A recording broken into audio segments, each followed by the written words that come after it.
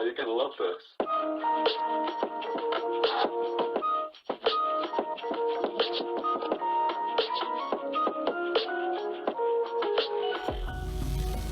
All right, guys.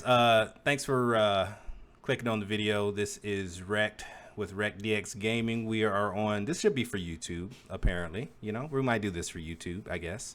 But what we're going to do is go over the patch notes today. This is 9.0 Necrom.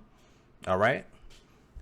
So let's read this first paragraph. Welcome to the Elder Scrolls Online version 9.0 in our brand new chapter, Necrom. A journey to the remote Telvanni Peninsula enclave of the imperious wizards of House Telvanni before losing yourself in the winding labyrinths of Apocrypha. Oh my god, these words are so hard. Domain of the Daedric Prince and Forbidden Knowledge, Ermaeus Mora. In addition to exploring the mysteries and wonders of Telvanni Peninsula and let's just call it APO, this chapter introduces a new class, the Arcanist, and in order to ensure everyone can create an Arcanist, we're giving everyone one free character slot. Oh, how generous. How generous. Draw on the strength of the two new companions to help you on your journeys. Of course, they're going to mention something about companions, including repelling the dark forces at work in the Bastion Nymic World events. For those seeking a true challenge, make sure to explore Sanity's Edge, a new 12-player trial located in the southeast of Telvanni Peninsula. Okay, new trial. That's good. That means new gear, so new PvP stuff, right? Necrom also includes several new item sets for you to obtain, new antiquities, many new collectibles. We're going to have to look for those antiquities, by the way. We need to see if we can make use of them. Many new collectibles, and even new Tales of Tribute patron deck. Oh my god, the best feature, guys. Tales of Tribute, the card game. Oh my god, they're adding new stuff to it. Wow. Biggest change, 2023. Holy shit, dude. Oh my god. Felt that in my chest. Nobody likes the card game. For you housing enthusiasts, there are 3 new homes to test, including a pretty incredible boathouse and lots of new furniture. Oh, a boat. You know what? I don't even fuck with houses like that, but being a fisherman, being an angler, I might have to get that boathouse, y'all. I'm sorry. Update 38 adds several new quality of life features, including the ability to favorite collectibles, filleting multiple stacks of fish. Okay. Some additional reset timer changes and making it so your friend Stuga will no longer chase you down relentlessly. All PCNA characters have been copied this week and templates are available for those who would utilize them. We can't wait for you to jump into this chapter, which is approximately 5.16 gigabytes in size, and read your feedback. Enjoy. Okay. If they've copied all of the characters already, it's probably within my best interest to test out Arcanists. We'll probably do that tomorrow, guys. That sounds like a tomorrow thing. I kind of want a PvP today. Got some frustrations I need to, let out. So Necrom chapter, we are looking for sets. I don't care about any of the dungeons as long as we're looking at sets. Don't care about the companions. Okay, overland sets. Wonderful. In this chapter, we've added 13 total item sets, which can be sourced from the overland, crafting, the new trial, or via antiquities. Okay. Vivek's Duality. Magica Stamina Magica. Interesting. After staying on one bar for 15 seconds, gain over 6k Magica and Stamina when bar swapping. Sounds like a tank set. I'm not gonna lie. What does this do? You must have a 5-piece bonus on both of your bars in order to gain resources from the bar swap. That's... You know what? I don't think this is very useful. It might be a PvE thing. I don't know. Kaminog Tong medium armor. Triple damage. Okay. On gaining kill XP from a monster.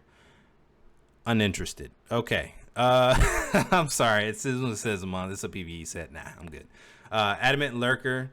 Heavy armor. Let's read it. I'm sorry, guys. I'm sorry. That was rude of me. On getting kill XP from a monster, gain 1 weapon and spell damage for every 50 XP the monster is worth for 30 seconds.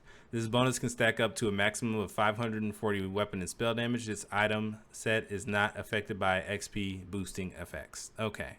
All right. Now we know it's garbage now that we read it all out loud. Adamant Lurker, heavy armor. You got recovery, max health. Okay. That's max health is actually really good on the third piece, by the way. And the health recovery. Gain 1505 health recovery while you're standing still. Tank set. Movement abilities such as bolt escape or critical charge count as standing still. Tank set. Okay. Crafted set. Shattered Fey. Oh, this is one of those. This is one of those equip 12 to get full effect kind of thing. So a 5-piece gives you a ass ton of penetration. A 10-piece gives you a decent amount of weapon and spell damage, and the entire 12-piece gives you crit. This item set only grants bonuses on the 5, 10, and 12-piece. How many pieces you wear is up to you. I could see a 5-piece of this being worn. Here's the thing, guys. If you pair this, right, the 5-piece of Shattered Fate, if you pair that with something like Witch Mothers, you know, the one that you gain like straight up weapon damage, and if you inflict poison, I think you gain more weapon damage or something like that. Yeah, that might be nice. That might be real nice. This is not a bad set. I would say pushing it to the 10-piece and the 12-piece is kind of bad, but that 5-piece is actually pretty nasty. I'm not gonna lie. Tilvani Efficiency is also a crafted set. You got stamina, health, and magicka. Good they put the health at the 3. Having health at 4 is terrible, by the way. But I don't like fluctuating magicka. Anyways, this is probably a 2-bar set. While you have a living companion, oh god, reduce the cooldown of their abilities by 50%. Okay. While you do not have a living companion, reduce the cost of your magicka, stamina, health, and ultimate abilities by 8%. Oh, okay. I just had to keep reading. Okay. That's meh. That's probably a no CP set. That actually seems pretty decent for no CP. PvP, not gonna lie. Seeker Synthesis. 2-piece health, 3-piece magicka, and 4-piece stamina. When you cast an ability that costs resources while in combat, you reduce your potion cooldown by 0.6 seconds.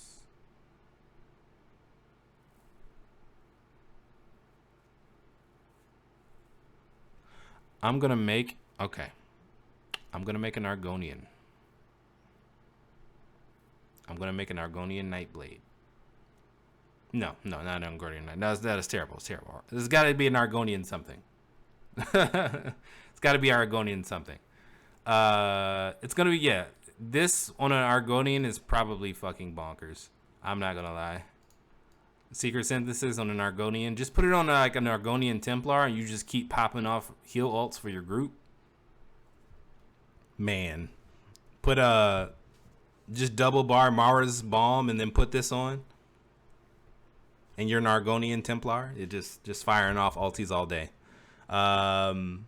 That's interesting. I don't know how I would use it just yet, but we'll come back to that. Trial sets, Peace and Serenity. It's the light armor set.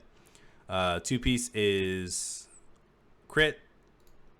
4-piece is the weapon and spell damage. 5-piece is the damage. Okay, cool. While you're standing still, god damn it, dude. While you're standing still, you gain 465 weapon and spell damage. While you are moving, you gain 203 health, magicka, and stamina recovery. Interesting. That seems like they're playing off of standing still this patch. You see this crap here with Adamant Lurker? Apparently they just want you to stand still. Maybe they're using sets to dumb down the game a bit. I have no idea. Let's see the developer comment. Movement abilities such as bolt escape and critical charge. Yes, count as standing still. Okay, go. So for medium in the trial, you got crits, you got penetration, and more crit. That's actually that 2, 3, and 5-piece is amazing. Let's see what the 5-piece actually does though. Increase your damage against monsters by 7%. When you interrupt an enemy, you increase your damage against monsters by additional 7% for 10 seconds. Okay, never mind, guys. I'm sorry, it's useless. For PvP, it's a PvE set. Transformative Hope. You got 2-piece healing. We always skip the 3-piece because it's minor Aegis, guys, by the way. 4-piece magicka recovery. 5-piece healing done. So this is a healing set. While in combat, when you heal yourself or an ally below 40% health, you ignite a spark of hope within them for 3 seconds. While they are above 90% health, if they are above 90% health when the effect ends, you and the ally gain major heroism for 15 seconds. That's not bad. Seems like it would be a decent group healing. Group set for a healer in PvP, and this is going to be decent at least for PvE. Test of Resolve, which is a heavy armor set. I just assume you stand and block and don't move, so let's go through it. 2 pieces armor, 4 pieces health, 5 pieces armor. When you take damage under 35% health, your resolve is tested.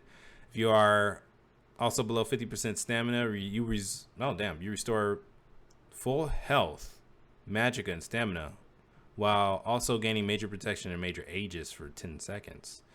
If you are above 50% stamina, you become a beacon of hope for 20 seconds, causing your major and minor buffs to also grant major aegis for 10 seconds. This effect can only occur once every minute.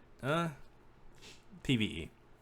That had my hopes up. They had me in the first round. They had me in the first quarter, guys. The first half. They had me in the first half. Second half, nah. Mythic item. Velothi Mage's Amulet. 4,900 penetration? What? If increase your damage done to monsters by 15%, critical damage by 15%, and reduce your light and heavy attack damage by 99%. Oh, that's terrible. I'm pretty sure that has its ugh. God, why is it monsters? Oh, critical damage by 15%. Oh, that critical damage is flat. Oh shit. That critical damage is flat. Dude, oh my god, dude, Ganker's about to go fucking nuts with this. You see this? You're gonna try that on Snipe Ganker? Exactly. As soon as I saw that, I saw the comma. I had to read the commas, guys. Sometimes you gotta read. Sometimes you gotta read. Damn, 15% flat? And you could just come out of stealth? That's wacky. One Piece is nutty too. Yes, the One Piece is insane. I mean, it's a One Piece set, so it's insane. And it's a necklace, so it fits pretty much every bill. 5K pin, yeah, that's free. Free. Esoteric Environment Grease Heavy Legs, interesting. That's exactly where they would go, so hopefully this is good. While you're above 33% stamina, while you are above 33% stamina, reduce your damage taken by 50%. And lose 1567 stamina whenever you take direct damage, once up to 0.5 seconds. Ooh, I don't think I like that. You could, however, pair this with what is it called? It's a set when you when your stamina goes lower, you gain more damage. It's a PvE set. It's a trial set. Somebody can name it for me in chat, but that seems like it will work very well with that. Coral, thank you. Coral, the Coral set. That seems like that synergy is insane. If you can pair that with, like, let's say, if I could put that on the back bar, if I can put that on, and then I would run something like Wretched Vitality on the back bar, and then Coral on the front bar, that we might be cooking, y'all. We might be cooking. We might be Chef Curry. Not even martial knowledge. Nah. That's not bad. Okay. That one's decent. This stacks with other damage mitigation sources such as block. Damn, and you can block? Wait a minute. I think perma to block tanks are going to use this too. Oh, dude. Perma block tanks are going to eat this shit up, dude. Oh my god. Oh no, that's crazy. All right, so Crypt Cannon's Vestments, Light Chest. Oh god, dude, if this isn't the most useless outside of PvE, if I've ever seen a light chest, you can no longer cast ultimate abilities. Instead, casting an ultimate ability transfers ultimate resources to your living group members, divided equally among them. Gain major heroism at all times. It's a healing set. Okay. Crypt Cannon Investments replaces your ability to cast ultimates. You will not be able to proc other sets that rely on casting ultimates, such as Lamia's Song and Balor. Okay, interesting. Described above, there are 3 methods to discover. Okay, so we skip the pets, we skip the collectibles. We skip favorites, random mounts, new home. We skip all this stuff, guys. We skip all this stuff. I think we go directly to combat. I don't care for the fixes. We'll go over the fixes like some other time. Oh wait, actually, you know what? Fuck, we actually do. It's paramount. It's paramount to PvP, so we have to go over combat changes. That's fine. Fix an issue where swapping bars while blocking and out of resources while under the effects of Trifocus or Stormweaver's Cavort could disable block until you drop block and reactivated it. Well, thanks. Fix an issue where sprinting while heavy attacking could lock you in sprint. You know, I've actually ran into that a few times. Usually I just tap block and come out of it, but yeah, I've ran into that a few times. Melee abilities with a range of 5 meters have all been increased back to 7 meters to aid their use while moving and to offer more breathing room and reliable in landing. That's good. We're reverting the changes to melee attack range from years past to get them back to where they were, since many of the original problems that caused that pass to be needed originally have been resolved with other targeted changes over time. It's our hope that this helps make melee attack abilities far less frustrating to utilize in mobile encounters, as well as help give melee builds slightly more reaction time and incoming mechanics. Note this does not affect the radius size of abilities, only ranges. So there was a issue a few years back with Nightblades and their surprise attack and not being able to land, and that was like one of the, they did some kind of hot fix to fix that, but this was part of that change that they did. So yeah, that's decent, I guess. Fix an issue where you could become stuck resurrecting if you were hit by some staggers while resurrecting. Okay. Fix an issue. Oh, wait. Before we look at anything else, okay, we all know the major issues that need to be like changed, right? Nightblade has a massive bug with Incap Strike coming out of stealth, and I'm not saying, you know, it's like, well, Rec, don't you hate being ganked? Yeah, but I like when shit works. You know what I'm saying? So that's an issue. Lightning heavy attacks. I swear to God, if they don't fix lightning heavy attacks, dude, holy fuck.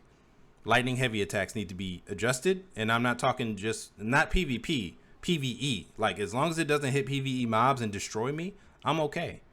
I'll deal with heavy attackers. But, like, to utilize fucking NPCs to land kills is absolute garbage. Takes 0 skill, and you will be getting the major bags from me and players like me when you heavy attack people, by the way. Anyways, fix an issue where transitioning between zones or relogging could cause your current health to be lower than your max health when you had certain resources of max health bonuses, such as from champion points. Fix an issue where sources of invisibility from things such as saddle cloak or potions could still allow you to be detected by other players in some cases, such as when you were wearing too many pieces of heavy armor, or when player targets had increased stealth to detect had increases to stealth detection. Interesting. Okay. All right. Fix numerous issues where corpse consuming abilities could or couldn't interact with corpses. It has suffered unique death animations, such as integrating into a pile of ash. Ah, damn, that was an issue? I thought that was just a thing. If it was a pile of ash or like a pile of fucking ice or something, if anybody's ever played a Necro, you can't consume those corpses. They don't exist. So I guess that's cool, I guess. All right, that's not bad. Corpse consuming abilities can now interact with any corpse that's consumable in nature, regardless of how the owner met their demise. All right. How long ago was it reduced to 5 meters? About 2 years ago for that Nightblade change. Buffs and debuffs. Empower. Reduce this bonus for 70% from 80%. Okay, that's part of the problem we were just talking about with lightning heavies. Part of it. Since we started working on a heavy attack build variant in the past year, we've seen a massive surge in their use, which is absolutely phenomenal for seeing more players being able to participate in in-game content at a much more digestible pace. What that means is we dumbed the game down for you guys so you can use heavy attack builds and do damage, just as well as if people were, going through the rotations properly. Yeah, that's pretty much what they're saying. While we're happy to see the builds being ran, we're seeing builds inch little too close to some of the high-end builds with how much more simplified they are. See, look, I called this shit. I didn't even have to read it, and I called it. And in some rare cases, they're outperforming a standard build. We're cutting down the damage bonus here ever so slightly in hopes that you have Empower with a bunch of other heavy attack bonus sets. The numbers are still nice and juicy, but not as close to a full-on light attack build. They did not address the issue that I needed them to address. Hopefully they do it somewhere in like weapon changes or something. DK, Ardent Flame, Inferno, fix an issue where the visual effects of this ability and its morphs would not disappear when their owner became undetectable with sources such as sneak or invisibility. Okay. Draconic Power, Dark Talons, interesting. Okay, Burning Talons. This morph damage over time ability will now only apply if the target is hit by the initial hit. Does not have a stack of the DOT active. Oh, what? Similarly to Acid Spray, to help some of the shine more area effects situations where you are actively refreshing the skill. Okay, understood. Note that it will still continue to stack from multiple targets. Got it. Elder Dragon, this passive no longer extends the range of melee attacks by 2 meters, as this is now, once again, their standard range. Okay. This passive now increases your health recovery from blah, blah, blah. Per Draconic Power slotted rather than 2 and 5% ability. That's useless, because in PvP, health recovery is useless. So, Necromancer, Gravelord, Flame Skull, increase the damage of the third cast of this ability and its morph to 50%, up from 20%. That's not bad. That's not bad.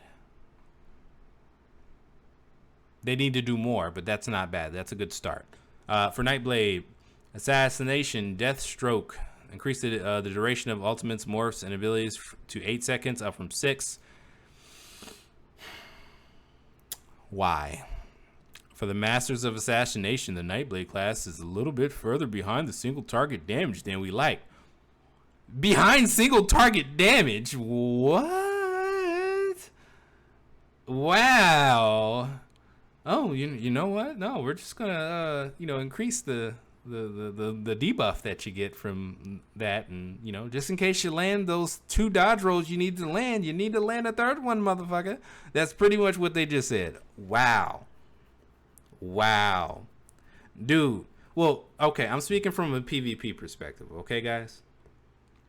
Speaking from a PvP perspective, PvE wise, I could see if they fall behind a little bit, whatever. I get it. You know what I'm saying? Make that change. But god damn it, dude. To have that debuff on you for 2 more seconds while 2 Nightblades are breathing down your freaking ball sack, dude. Like, no. That's garbage. Double ganks are going to be fucking terror. They're already terror. Double ganks are going to be terror. Just ganks in general are going to be terror. Because they can still reset and then get another few hits off on you. That's ridiculous, man. Shadow, Path of Darkness.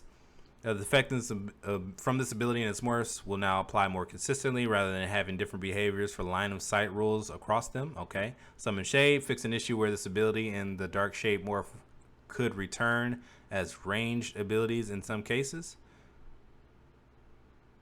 Oh, okay. So it could be reflected. I guess it's not supposed to be reflected, which is dumb, but okay. Veiled Strike, Concealed Weapon. Okay. This morph now grants its damage bonus for 10 seconds if Major Expedition was active while it was cast, rather than for 5 seconds when Major Expedition ends or was refreshed, to ensure the skill is used actively more than passively. The damage bonus still operates the same for leaving sneak or invisibility. So does this mean we have to use a movement ability after we hit Concealed Weapon? Is that what I'm saying? That's interesting. We'll come back to that. Because that's effectively a nerf. If that's how it is, it's effectively a nerf. And I'm for it. I'm for it. Dark Magic, Dark Exchange. This ability and the Dark Conversion morph now also gain minor berserk for 20 seconds duration. For the 20-second duration, they restore resources. Okay, understood. So minor berserk for 20 seconds. Dark Deal. The morph grants minor berserk and minor force. Ho ho ho. Whoa. Oh shit. Yeah. Yeah. That's crazy. These abilities are meant to be the class's primary resource restore skills. While they do that just fine, they don't offer any other reason to run, leaving them feeling a bit behind when compared to other class resource skills like restoring focus or bull netch. I get it. To sweeten the dark deals occurring, we're adding some named buff for the duration to help the class reinforce their spell slinging nature while making sure we don't push them over the top in high end damage production with group compositions. First and foremost, Sorcs are probably one of the worst XV1 classes, and I'm talking like multiple people versus just me. So to give them a form of more damage when they're going to XV1 me down is like god awful. However, I run Sorc, and this is a nice healthy change, and I'm for it. So let's put that on record. I'm actually for this change. I want to see Sorcs back near the top where they used to be. So it used to be Sorcs and Nightblades, man. Sorcs, Nightblades, GKs used to take over everything. But yeah. So we'll move on from that. Negate magic fits an issue where this ultimate and its morphs where they could not dispel another version of themselves. Previously, negate magic would only dispel absorption field or suppression field, but failed to dispel an enemy's negate magic or enter. Oh, okay, I get it. Or permutation where the ultimates were of the same version. Now, any version of these ultimates will actively dispel any version of these ultimates. Any version of the ultimates they are placed on if they are sourced from enemies. Okay, that's okay. Summon Storm Atro. The synergy of this ultimate and its morphs, Charge Lightning, now grants Major Berserk for 10 seconds up from 8. Wow. Increase the amount of the synergy will target to 12 up from 6. Shit, dude. Wow. We've been slowly improving the access to the coveted Major Berserk buff type, and since we're pretty generous with major, oh, that's where the Major Minor comes from, but that's only if you activate the synergy, right? That's only it's only if you activate the synergy. Okay. Whew. I thought they were gonna get Major just like on tap. I was about to say, holy fuck, dude, sorcerers are about to be gods. We wanted to make sure this source stands out in the pack. As special case and reason to consider bringing a sorcerer or two to group compositions without making them feel mandatory. Summon Unstable Familiar, summon Volatile Familiar. This morphs special active now only stuns the second tick rather than the fourth and final ticks to make the stun less volatile in nature and help reduce the passive feeling of the skill. To make up for the loss, we're increasing the chance of applying the charge status effect from the special actives damage to 5% per tick, up from 1%. Okay, interesting. Templar, Adric Spear, Focus Charge. This ability is morphs now gain major protection for 4 seconds after reaching your target. Holy fuck, dude. Explosive Charge. This morph now also extends the duration of major protection to 10 seconds. Okay. Wow.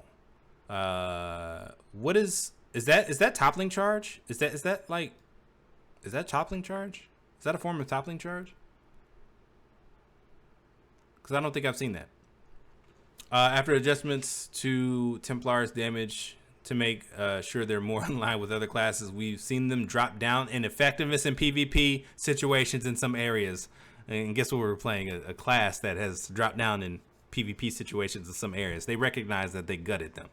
Rather than bloating out their damage again, we're trying to help enabling them to stay in the fray longer and keep up pressure by adding some defensive bonuses while they dive into foes, helping them go all in before needing to peel back and turtle up. Whatever. I need my damage back, motherfuckers. Dawn's Wrath, Solar Flare. This ability now in its morphs now Grant Sun Sphere for 5 seconds after casting, increasing your damage done with class abilities by 5%. This morph also extends the duration of the Sun Sphere to 20 seconds. Okay. Light Weaver for restoring light. Fix an issue where this passive's ultimate could apply to the caster rather than only allies, as this tooltip states. And then Rune Focus. This ability in its morphs now heal for 2% of your max health every second that they're active, rather than 4% of your max health while you're standing within the room. So you can step out of the room. That's good. Increase the healing of effect by 200% while you're standing in the room, and resulting in a 33.3% increase overall while in the room. Decent. Fix an issue where the heal from these abilities was not properly restored. Considered a restoration light heal. Fix an issue where these abilities were not considered as healing abilities in some cases. After the changes to these abilities to grant them healing, we've seen a slight improvement in their ability to defend their sanctified grounds, but we're noticing that the class really suffers in the majority of content with mobility, of course, while the class is meant to feel empowered while locked to an area. We're trying to help them feel less clung to an area by offering some passive healing in between and doubling down, well, tripling in this case, when they decide to mark their fighting area. So they're trying to change Templar into a what Magden used to be, just a bunker down. I mean, I kind of play it like that anyways, right? Run into an area, bunker down, people walk over my AoEs, I destroy them. That's pretty much it. Warden, sweet. Okay, good stuff. Good stuff. Stamp Sorc is going to hit like a bus. Factual facts, dude. Factual facts. Arctic Blast changed a bit. Don't tell me that, Okadavra, sorry. Don't change it. Don't tell me that. I'll read it, buddy. Scorch fixed an issue with his ability and its morphs where they could fail to hit larger monsters in some cases. Okay. Winners Embrace, Arctic Wind, Arctic Blast. A stun from this morph now fires after a 2-second delay. What the fuck, man? Why? Rather than immediately recasting the ability before the day completes, will reset the delay timer. Fix an issue where the stun ignored line of sight rules. Okay. God damn it, dude. God damn it. Could you just make it unblockable again? You know what I'm saying? And just be done with it? Jesus fucking Christ, man. That's a nerf if I've ever seen one. Weapon, one-handed shield, low slash. His ability is more secondary effects. Now lasts 15 seconds, up from 12. Interesting. Shield wall. Fix an issue where this ultimate and its morphs block functionality would become lost after sprinting. Interesting. Dual wield, flurry. Fix an issue where this ability and its morphs where they could sometimes, ever so incredibly rarely, only hit 3 times when weaving in extremely rapid succession. We're taking it down. We're talking within a 1 millisecond time span. Interesting. I never knew that was a bug. Bow, arrow spray, acid spray morph. Increase the damage per tick of the damage over time ability in its morph by 38%. It's already a hard ticking dot, by the way. I think they're trying to make arrow spray viable, which I'm for it. For vampire, fix an issue where feeding on hostile enemies at stage 4 vampirism could cause their health bar to become desynced. But they won't fix when you bite people or you bite things and then your sound goes out. Like, I'm pretty sure that's a known bug. They focus on the wrong shit. Racial, Argonian, resourceful. Fix an issue where the heal from this passive was not considered a proc. Okay. What else do we have? Legend Arena, Monster Mass.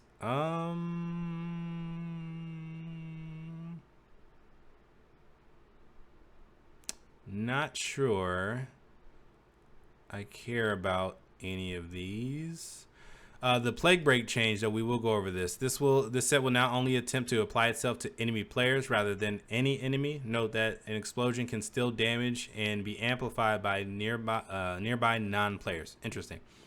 This change was made to correct the behavior we've seen in PvP areas where you could apply the set to entities such as pets or guards that lack critical knowledge of how to counterplay the mechanics introduced. This also hits truly creative uses of the set in PvE, where we have seen some humorous videos that wipe out entire dungeons with relative ease, which, while we appreciate the ingenuity, it was slightly overperforming. Okay. I think that might be it. Let's see. I'm going to keep scrolling. See if we find anything else that we are interested in that might wrap up our review for today. Yeah, okay, that's pretty much it. Yep, that's pretty much it. Okay, wonderful. All right, guys. Well, if you are watching this on YouTube, hit a thumbs up if you wouldn't mind. We're going to be doing videos like this more often. We got a couple build videos coming together, so make sure you guys are here for that. We'll see you next time. And cut. All right, guys, that's it. And cut.